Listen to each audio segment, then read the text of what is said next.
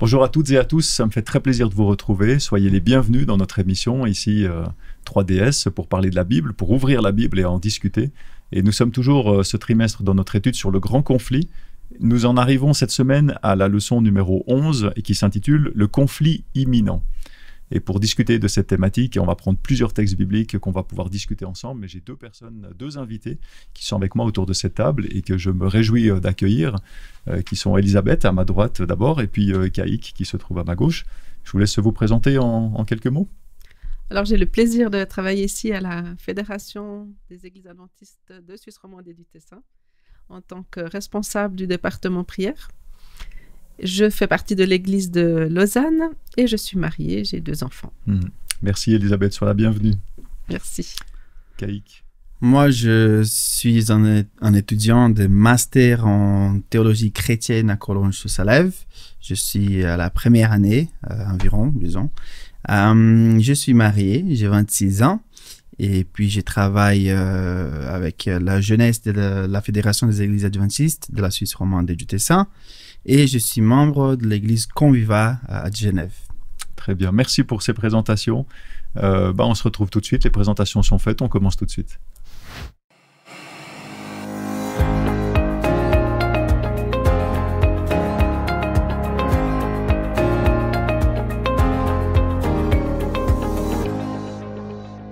Alors j'aimerais commencer par une première question à vous poser. Est-ce que vous vous rappelez dans votre vie, d'une expérience de vie ou d'un événement ou peut-être quelque chose, soit que vous avez vécu, soit que vous avez entendu, mais où quelque chose d'imminent allait arriver, quelque chose d'imminent qui aurait un impact sur vous.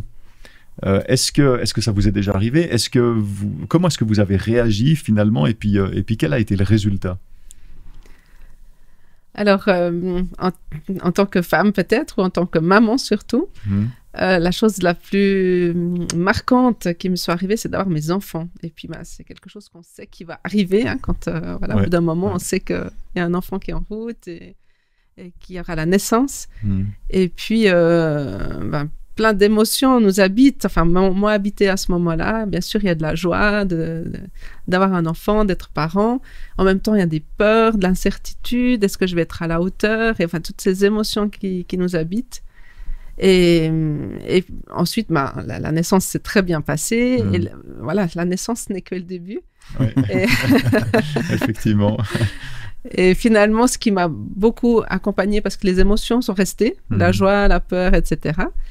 Et finalement, la joie, on essaye de la transmettre. Et la peur, on essaye enfin moi, si je parle de mon expérience, j'ai essayé de la transmettre à Dieu. Et puis, donc j'ai passé beaucoup de temps dans la prière pour qu'il m'aide dans ce rôle de maman que je découvrais. D'accord. Merci pour ce beau témoignage. Et toi, Kaïk? Moi, c'est dans ce sens de la famille aussi, mais plutôt pour mon mariage. Je me suis marié il y a 4 ans, plein Covid, en 2020. Et donc, il y avait cette préparation qui s'est mise en place pour les mariages.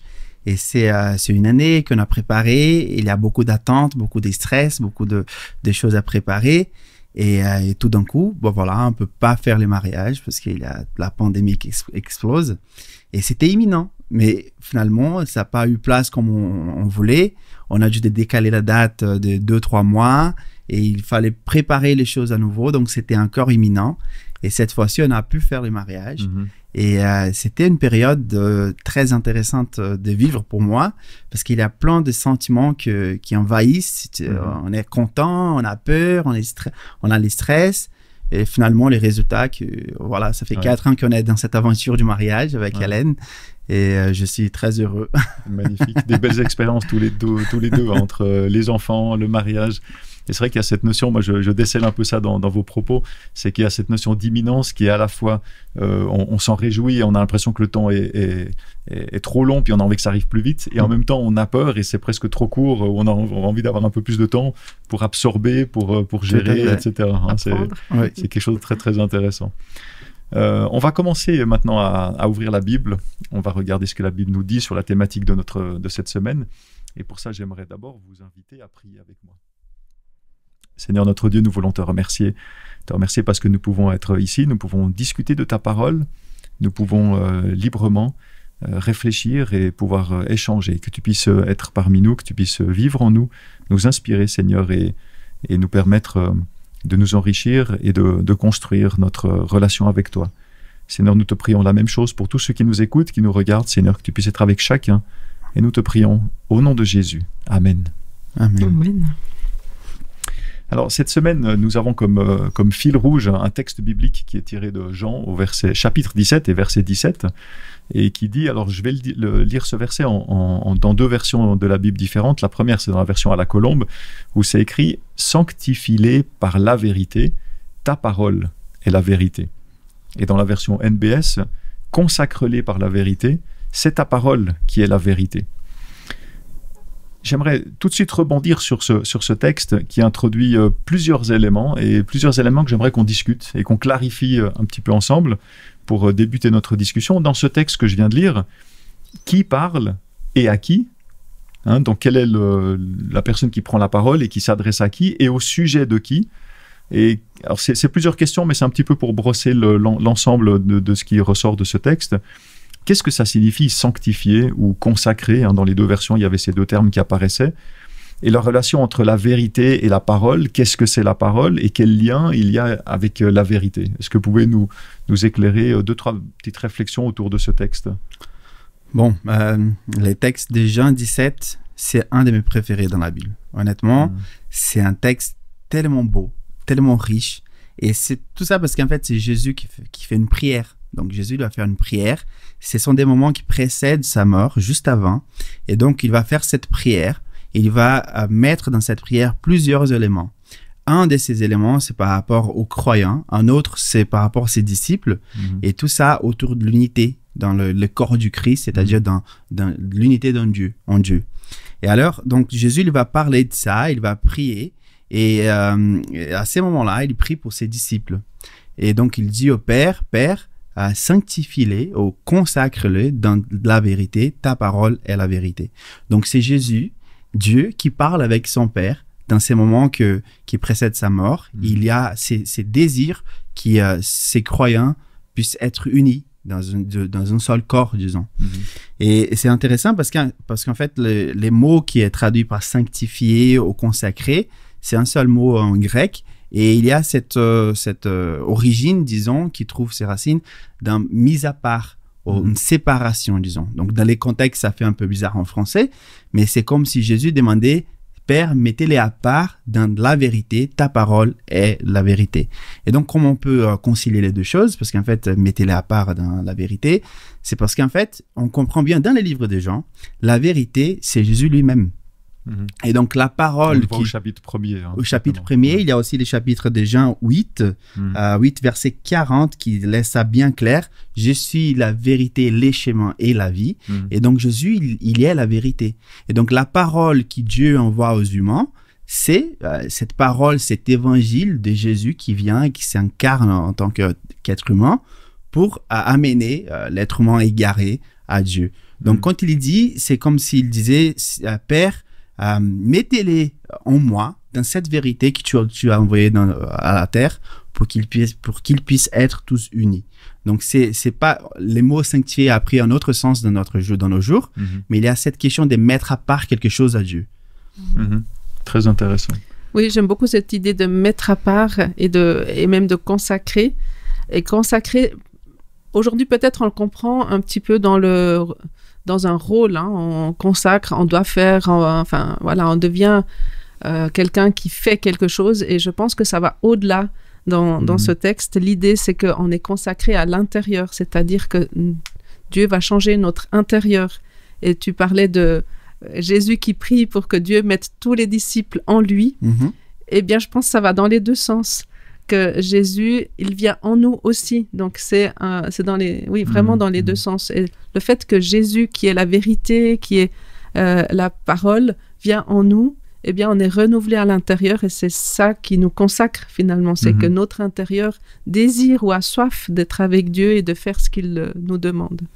C'est super le commentaire d'Élisabeth, parce qu'en fait, Jésus même lui dit ça dans les chapitres 13 et 14 de Jean, que si on suit ses commandements, lui, les pères, ils vont habiter en nous. Donc, il y a cette relation intime, en fait, entre nous et les divins, disons, qui développe cette mise à part d'une vie consacrée, d'une vie qui se consacre finalement au commandement de Dieu, à la volonté de Dieu. Mm-hmm. Très intéressant, merci pour ces commentaires sur ce texte de Jean 17, on va voir cette notion de mise à part dans notre thématique de cette semaine. On va voir comment ça va s'imbriquer, mais c'est une notion qu'il faut garder dans un coin de l'esprit, là, de notre tête. Tout ce trimestre, on étudie ce thème du grand conflit. On l'a vu depuis le début, on est à la 11e leçon maintenant, donc il y a eu 10 études auparavant déjà dans les dernières semaines. Ce grand conflit, c'est une réalité céleste qui explique aussi notre situation actuelle, qui explique pourquoi sur la Terre il y a du mal, pourquoi il y a de la douleur, la souffrance, la mort et j'en passe. Dans le monde, mais aussi dans notre vie, bien sûr. Et ça nous montre aussi ce grand conflit, cette histoire du grand conflit nous montre que notre existence, elle s'intègre finalement, elle ne se limite pas aux quelques années qu'on peut vivre sur la Terre, mais elle s'intègre dans une histoire plus globale, plus large, un contexte beaucoup plus large, plus grand que tout ce qu'on peut voir, est largement plus large, même que la durée de notre vie. Mm-hmm. Et le titre spécifique de cette semaine, c'est le conflit imminent. Alors, si je comprends bien, il y a un grand conflit qu'on est en train d'étudier pendant tout le trimestre et qui dure déjà depuis un certain temps, qui n'est pas encore terminé d'ailleurs. Mm-hmm. Et puis là, tout d'un coup, il y a la notion de conflit imminent qui rentre en ligne de compte. Donc c'est un conflit à venir, comme on le discutait en introduction, c'est quelque chose qui est devant nous. Comment est-ce qu'il faut comprendre ça? Est-ce qu'il y a deux conflits finalement, un grand conflit et un conflit imminent? Quelle est la différence entre ces deux? Quelles sont les parties impliquées? Et puis finalement, quel est l'impact que ça peut avoir sur nous, ces deux conflits? Alors, je ne suis pas théologienne. Je suis juste une étudiante de la Bible par moi-même.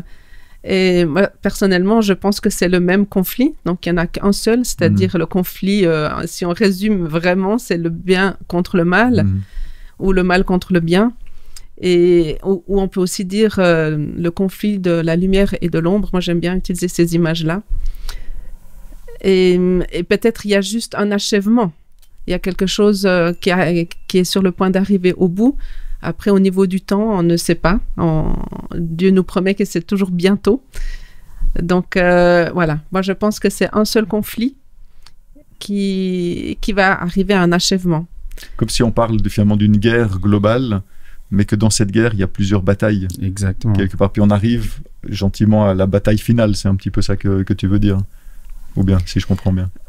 Oui, alors moi, je ne suis pas non plus très... oui, peut-être c'est une dernière bataille, mais je ne le vois même pas comme quelque chose de ponctuel. Si on parle de bataille, c'est quelque chose de ponctuel, mais je pense que c'est vraiment quelque chose qui s'étire dans le temps sous différentes formes. D'accord. Et toi, Kaïk? Moi, je vois un peu entre les deux, en fait. Je pense qu'il y a une suite, en fait.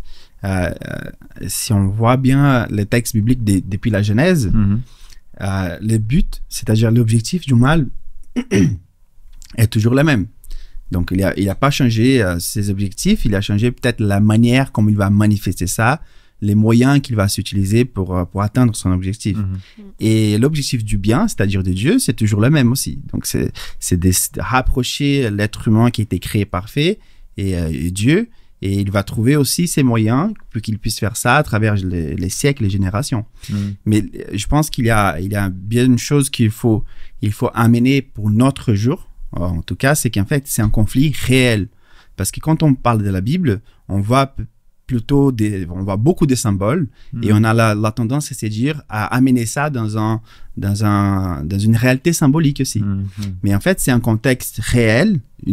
La Bible utilise un langage symbolique pour parler d'un conflit qui est réel, qui se passe maintenant. Et donc, il y a plusieurs étapes, comme Elisabeth a dit, il y a plusieurs suites, disons, mais il y a bien une suite, il y a bien une étape qui se passe dans nos jours. Et donc, c'est ce jeu entre l'objectif n'a pas changé, mais les moyens par lesquels il se manifeste, ça peut bien changer. Je pense que dans notre jour, il se manifeste d'une manière différente qu'il s'est manifesté il y a 300 ans, quoi. Donc, c'est ces contextes-là. Ouais, donc on rentre maintenant dans une phase particulière, je dirais. Hein, même si c'est pas, on peut pas forcément l'exprimer comme une bataille au milieu d'une guerre, mais il y a des phases dans cette guerre, hein, avec une évolution. Une escalade peut-être. Ou une escalade, voilà, de la même manière que Jésus, il a un plan du salut qui a différentes phases, il y a une évolution, une progression jusqu'à arriver au bout. Et là, il y a aussi quelque chose qui est en train de monter avec des choses qui évoluent, hein, dans ce contexte. Finalement, si ce conflit il est imminent, donc il va nous concerner nous, parce qu'il est devant nous, à quoi est-ce qu'on peut s'attendre dans notre vie aujourd'hui? Qu'est-ce que nous dit la Bible par rapport à ce conflit? Comment est-ce qu'on peut le reconnaître?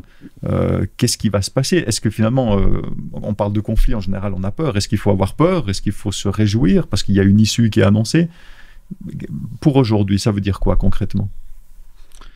Bon, on a parlé un peu de ça dans la question précédente. En fait, si on veut parler, encore une fois, du conflit cosmique, en fait, les grands conflits entre Dieu et les forces du mal, Satan, c'est assez long. On ne peut pas faire ça dans une seule émission. Mais il y a des choses qui ressortent, qui nous aident à repérer où nous sommes, où nous pouvons nous placer dans ces conflits.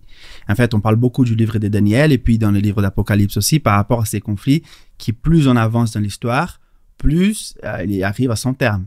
Donc ces deux livres qui font partie des livres prophétiques, hein, qui exactement. Des choses qui se sont déjà réalisées, des choses qui doivent encore se réaliser. Exactement. Donc il y a une partie, bien sûr, des prophéties qui se sont déjà accomplies, disons, mais il y a d'autres choses qui vont se passer. Et donc, quand on s'est dit ça, il faut avoir quelque chose dans notre tête, c'est dit, OK, il y a des choses qui s'est passées et que la Bible avait dit avant que ça se passe. Ça, c'est bien. Donc, on peut faire confiance dans la parole de la Bible. Et il y a des choses qui vont se passer. Donc, obligatoirement, ça me concerne à moi. Parce que s'il va se passer, il faut que je me place d'un côté ou de l'autre. Et je suis, d'une certaine manière, concerné par mes choix que j'ai faits dans ma vie personnelle. Donc, la Bible, elle va parler de ça dans un contexte large, mais, comme tu as dit, dans les livres de Daniel, Apocalypse, il y a des choses qui se font et des décisions qu'il faut prendre qui c'est plus, j'ai envie de dire, plus concernant. Ça me concerne plus que d'autres moments, quoi. Mais j'ai presque envie de dire, en t'entendant, c'est une réflexion que je me fais comme ça spontanément, c'est que soit ça nous concerne parce qu'on va vivre ces moments-là, parce que le conflit nous concerne directement, mais si cette progression dans le conflit, elle est peut-être ce sera encore après nous, quand nous on sera plus là, ça va de toute façon concerner ceux qui viendront après nous, nos enfants, les générations suivantes. Donc ça nous concerne aujourd'hui, ne serait-ce que soit pour le vivre, pour s'y préparer, ou pour savoir de quoi il s'agit, ou alors pour transmettre aussi, transmettre aux futures générations. Nous, ce qu'on a aujourd'hui, c'est beaucoup de ce qui vient de nos générations précédentes, où on peut étudier la Bible, lire, avoir une certaine compréhension aujourd'hui, actuelle, mais on se base sur une compréhension d'avant pour la faire évoluer. Tout à fait. Tout à fait. Oui, tout à fait. Effectivement, moi je pense aussi à ce verset qui dit que Dieu ne fait rien sans qu'il nous prévienne. Sans nous avertir, ses serviteurs et prophètes. Oui, voilà, c'est ça, exactement. Donc, la parole et cette partie d'Apocalypse qu'on étudie, elle est là aussi, bien sûr, pour nous renseigner, pour qu'on soit averti. Je ne pense pas qu'elle soit là pour qu'on fasse des prévisions ou pour prédire l'avenir, mais simplement qu'on soit averti. On dit qu'un homme averti en vaut deux. Donc, si on est averti, on sait aussi peut-être ouvrir les yeux, reconnaître et ne pas avoir peur. Je pense que ça, c'est une des choses importantes, qu'on soit rassuré que tout est sous contrôle là quelque part, hein, que Dieu, s'il l'a annoncé, c'est qu'il le sait déjà et que ça ne lui échappe pas. Tu soulèves la notion de pas trop définir précisément, enfin le risque plutôt de définir précisément les choses, hein, quand on essaie de creuser puis mettre vraiment des noms sur des événements ou et c'est vrai que moi ça me fait penser au fait que dans la Bible il y a beaucoup de choses qui sont annoncées. Et même à l'époque du peuple d'Israël ou autre, ou à l'époque de Jésus, et qui se sont réalisées peut-être à l'époque de Jésus, mais vraiment beaucoup de choses, il y a beaucoup de prophéties dans la Bible. Et si on regarde la façon dont le peuple de Dieu avait compris les choses, et la façon dont ça s'est réalisé, ça a toujours été différent. Toujours. Et je pense que c'est une bonne mise en garde que tu nous donnes là, de se dire, attention, parce que oui, il faut chercher, il faut réfléchir, il faut creuser, mais le fait de définir précisément quelque chose, on est pratiquement sûr que ça ne va pas se passer exactement comme ça. En tout cas, c'est ce que la Bible nous enseigne. Donc ça vaut la peine de vraiment faire attention et de garder un peu de distance pour aussi rester l'esprit ouvert. Hein. Si on définit quelque chose, après on arrête de réfléchir et on arrête de chercher plus. Hein, c'est très intéressant cette petite remarque que tu as faite. Mais c'est toujours pertinent de le faire après coup. Oui. Après coup, on peut le dire avec certitude. Et encore, il y a peut-être différentes possibilités. Bien sûr, ouais. Mais gardons-nous de nos certitudes. On sait sur quelle ligne on va. Oui, c'est un fondement, mais des choses trop précises, ça peut être contre-productif, hein, je pense, pour nous. Oui, je vois en fait cette envie que l'être humain il a de savoir qu'est-ce qui va se passer exactement. Et je comprends, c'est la nature humaine. Mais quand on parle des prophéties, c'est vrai que même les prophéties qui indiquaient les messies, elles n'étaient pas comprises comme il fallait. Donc, il y a cette mise en garde et je pense qu'il faut il faut essayer de comprendre, faire de notre mieux, mais rester ouvert pour des éventuels changements par rapport à nos attentes à nous. Et quand on lit le livre d'Apocalypse, il y a des choses qui sont bien, c'est fort quand même, les symboles, tous les animaux qui apparaissent, etc. Mais j'ai envie de dire, Jésus, il a dit dans les chapitres 13 à 15 de Jean, qu'il a fait plein de petites prophéties comme ça, et il a dit, j'ai fait ça, pour que quand les choses arrivent, vous pouvez dire, il nous avait déjà dit. Donc, c'est-à-dire, ok, donc c'est arrivé maintenant, donc c'est-à-dire la Bible, elle savait déjà, elle avait indiqué. Donc, c'est cette attente de savoir, peut-être pas exactement qu'est-ce qui va se passer, mais quand ça se passe, on regarde la Bible et on se dit, ok, c'est écrit déjà. Et quand on lit les chapitres 12, 13, 14, 17 et 18, d'Apocalypse, pardon, merci. Il y a beaucoup de bêtes qui apparaissent et de choses qui représentent les mâles. Et donc, c'est des symboles qui vont chercher dans la symbologie des éléments qui vont s'attacher à certains moments à des réalités, à des entités, à des gouvernements, à des systèmes religieux, etc. Et j'ai envie de dire que j'ai hâte de voir que tout cela se dévoile devant moi. Parce qu'en fait, les moments que tout cela se dévoile devant moi, que j'arrive, ok, ça c'était ça, et que la Bible avait déjà dit, ça me donne la paix qu'en fait, que Dieu, il a tout sous le contrôle de sa main. Et donc ça, c'est bien en fait, parce que le livre d'Apocalypse, c'est finalement un livre des révélations, et parfois on se sent un peu perdu. Mais la révélation ultime du livre d'Apocalypse, ça se trouve par exemple dans le chapitre 19, qui c'est Jésus, les fidèles et les vrais, qui vient et amène sa justice à l'infidélité et aux fausses doctrines qui est la bête de la mer et de la terre et les faux prophètes après vont propager dans le monde. Donc cette espérance, cette assurance que la Bible nous amène, c'est pas juste une manière de dire ok, faites attention quand même aux choses qui se passent autour de vous, mais sachez que dans tous les cas, voilà, la fin elle est déjà là, elle est déjà bien établie, c'est Dieu qui va vaincre le mal. Donc pour moi cette assurance c'est quelque chose de spécial dans la Bible. Et Jésus rajoute une promesse, justement, dans le sens de ne pas avoir peur, c'est que jusqu'à la fin, jusqu'à la toute fin de toutes ces choses, je suis avec vous. Donc, n'ayez pas peur, je serai... Absolument. Non seulement jusqu'à la toute fin, mais tous les jours, jusqu'à la toute fin. C'est quelque chose un message qui se répète régulièrement et continuellement dans la Bible, hein, de ne pas avoir peur et de lui faire confiance. Hein. Exactement. C'est juste. Tu as parlé de l'Apocalypse et moi, j'aimerais prendre le chapitre 13 de l'Apocalypse. Parce que dans ce chapitre 13, est décrite dans ce chapitre finalement la phase la plus difficile, hein, la plus critique de ce conflit, de ce grand conflit. On arrive gentiment à la fin du grand conflit. Et dans ce chapitre, contrairement à ce qu'on pourrait penser, il y a plusieurs personnages qui apparaissent. Quand on parle du grand conflit, on a vu depuis le début de notre étude du trimestre, on parle, tu l'as dit tout à l'heure aussi, hein, c'est le conflit entre d'un côté le bien, de l'autre côté le mal. Donc il y a deux camps, il y a deux entités, si on veut dire comme ça. On peut donc penser légitimement que le conflit il est entre Dieu et Satan. Il y a deux parties, il y a deux intervenants ou deux personnages, si je peux m'exprimer comme ça.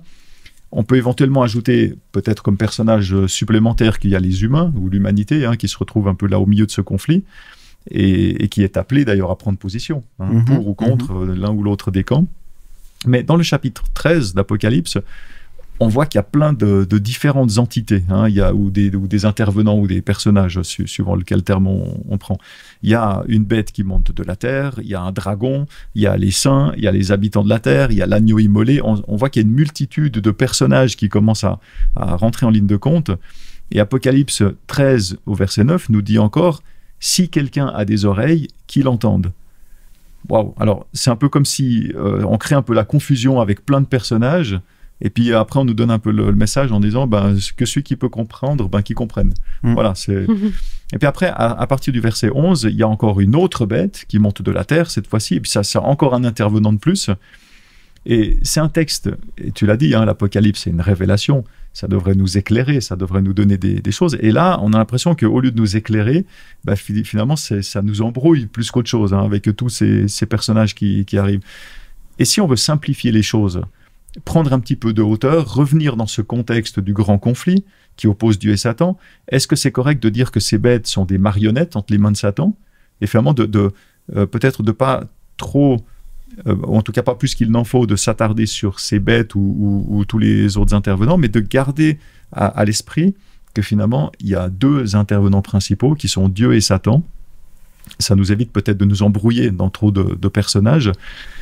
Et si c'est bien le cas, comment est-ce qu'on peut faire, nous, aujourd'hui, pour ne pas trop rester accroché à ces personnages, mais bien toujours garder en arrière-plan les deux entités principales de ce conflit, parce qu'on est appelé à prendre position. Et je pense qu'il faut garder ça en tête. Alors, comment faire pour qu'on ne soit pas manipulé, comme ces bêtes et autres? Comment est-ce qu'on peut faire pour que nous, on ne devienne pas des marionnettes, mais qu'au contraire, on garde toujours cette hauteur nécessaire pour comprendre les enjeux du conflit et qu'on prenne la bonne position, finalement, dans ce conflit. Alors, si je peux commencer, selon moi, selon ma compréhension, alors je me suis un peu préparée, mais c'est vrai que l'Apocalypse, c'est pas toujours évident. Alors, j'ai entendu il y a quelques années les exposés de Jean-Paul Lagarde, et puis j'avais gardé ses écrits et enregistrements. Donc, je m'en suis un petit peu inspirée. Mais avant d'en dire quelques mots, je voudrais dire mon avis personnel. À mon avis, le point central de ce chapitre 13, c'est le verset 8. « Tous les habitants de la terre l'adoreront, c'est-à-dire tous ceux dont le nom se trouve par écrit depuis le commencement du monde dans le livre de vie. Le livre appartient à l'agneau mis à mort. » Enfin, je voudrais mettre l'accent sur le fait de l'adoration. Et là, ce verset 8, il arrive à la fin de la description de la première bête. Et finalement, ce sera à nous de décider si on veut adorer justement ce qui est représenté par la bête ou pas. Ou quelqu'un d'autre. Et je pense que ce choix d'adorer ou une bête et certains pouvoirs ou attraits ou pas, c'est vraiment la chose la plus importante dans notre vie, et en particulier aujourd'hui, on parle du conflit imminent, enfin de la fin qui s'achève, j'allais dire l'achèvement du conflit. Et ben c'est la prise de position. Qui c'est qu'on adore, qui c'est qui... Et l'adoration, ça vient de l'intérieur aussi. Donc, qu'est-ce qui nous habite, qu'est-ce qui nous nourrit pour qui suscite cette adoration. Mais peut-être je vais quand même dire quelques mots par rapport à comment moi je trouve important cette explication des deux bêtes.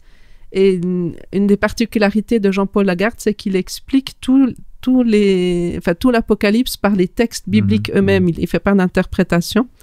Et par exemple, la première bête, on voit que c'est un résumé de Daniel 7, qui parle aussi de 4 bêtes et de tous les pouvoirs politiques et politico-religieux depuis Babylone jusqu'à la Révolution française. Donc, on voit que la parole n'a pas de mystère, mais qu'elle s'explique par elle-même.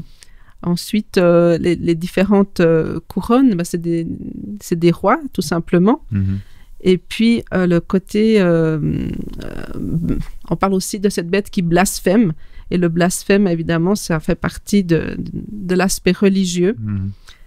Jean-Paul Lagarde illustre très bien par le verset de Matthieu 9, 2-3, où Jésus lui-même est accusé de blasphème avant sa mise à mort, parce que il pardonne les péchés et parce qu'il se met à la place, enfin, il est accusé de se mettre à la place de Dieu et c'est lui seul qui avait justement le droit.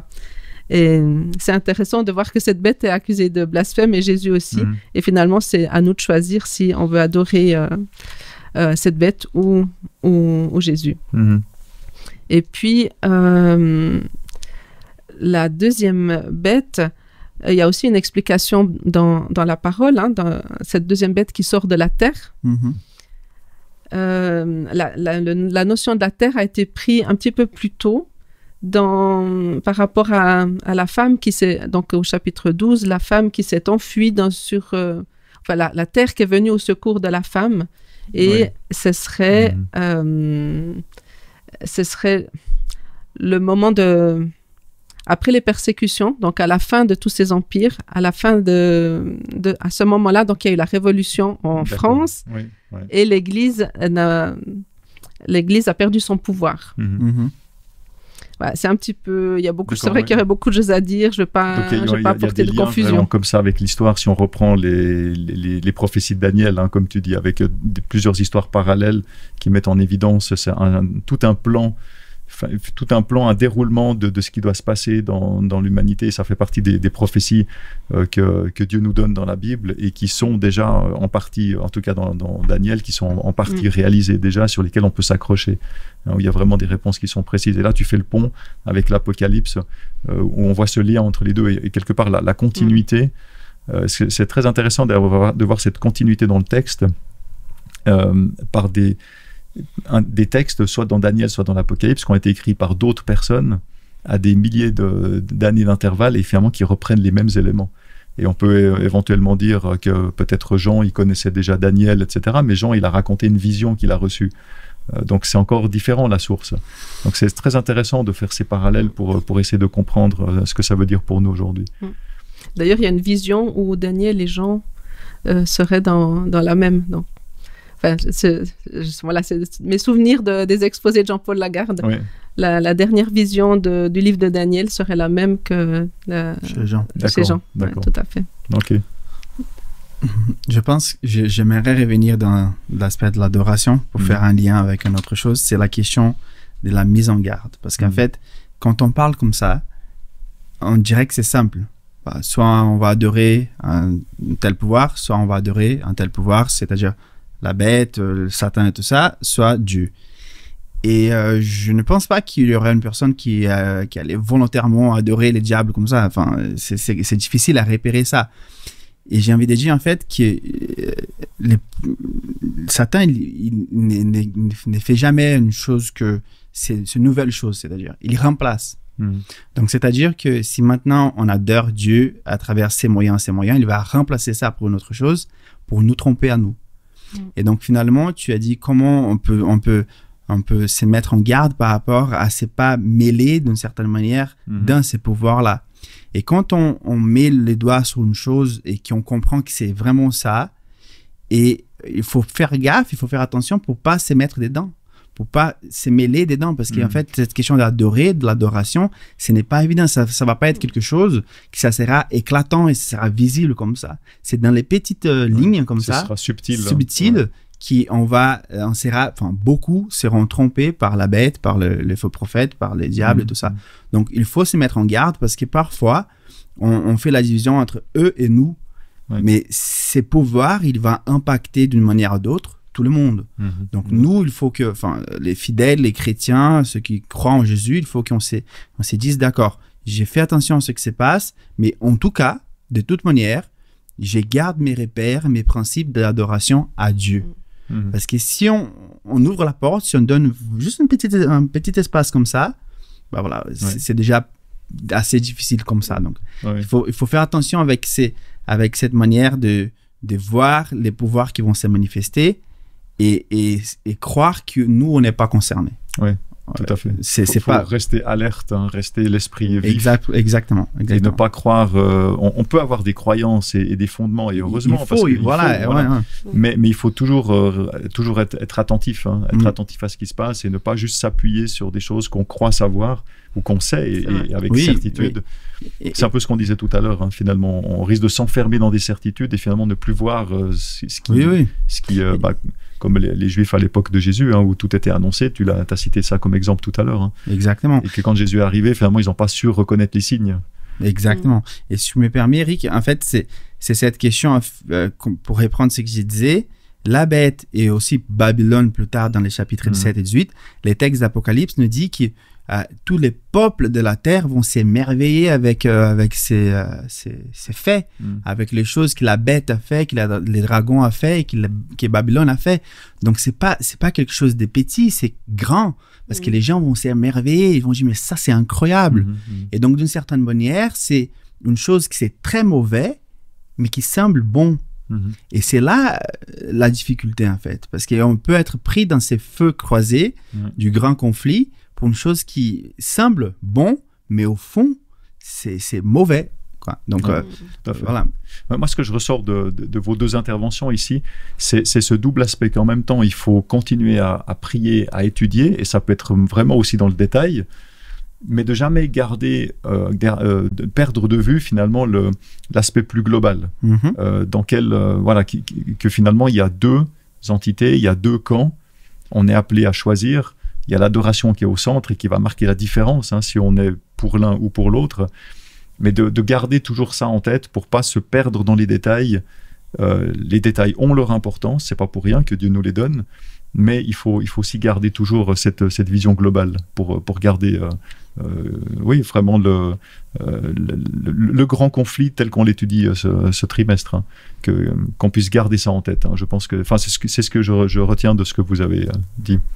Par rapport à l'adoration, il y a aussi l'aspect que c'est présent à chaque fois que Dieu parle à son peuple. Par exemple, dans les 10 commandements, la question de l'adoration est très, très présente.